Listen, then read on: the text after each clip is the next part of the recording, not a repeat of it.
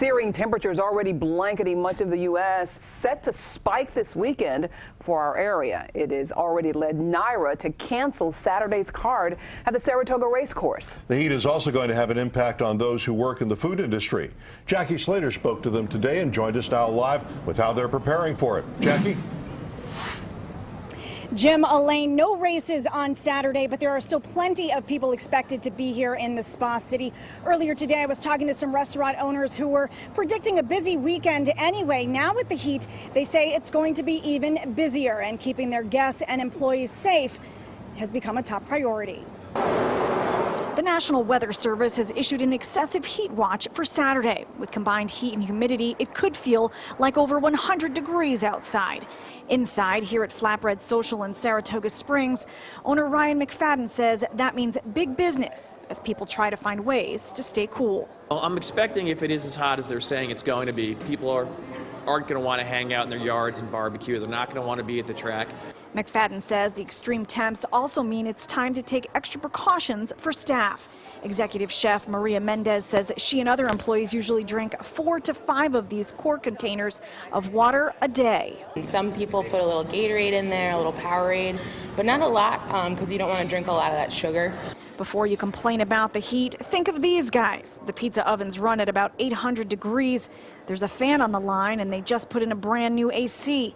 But even with all that, the heat can take a toll. And we change too, because we sweat, so we go through about 2 shirts a day.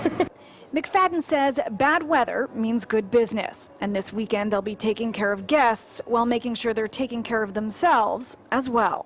So the main thing we can do is just keep people hydrated, get them drinks of water, get them breaks, and just make sure that they're comfortable while they're working. First responders everywhere are gearing up for a busy weekend. Heat stress, heat stroke, those types of things, especially with the elderly and overweight.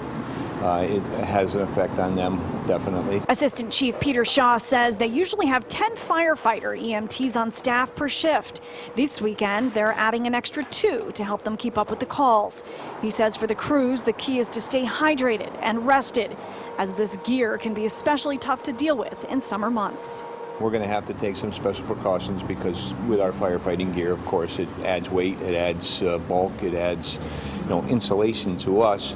Not only from the cold, but also from the heat, but it keeps the heat in. Shaw says they'll try to get all of their in-station work done in the morning when it's cooler.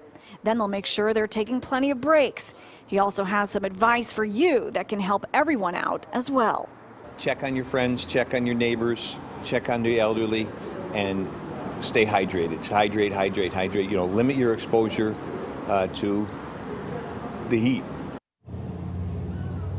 And I've been keeping an eye on my first warning weather app right here. Right now it says it's 78 degrees. It's dropped 2 degrees since I did my first live shot this afternoon at 4 o'clock. But remember, these numbers are going to go back up. So what the assistant chief said there, hydrate, hydrate, hydrate.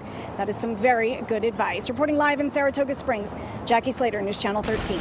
All right, Jackie, thank you. And it is good advice. Just be careful what you hydrate with, because alcohol and caffeine can all dehydrate you and make a problem. Good point. Stick with water. We have a full page of heat safety tips on our website at WNYT.com.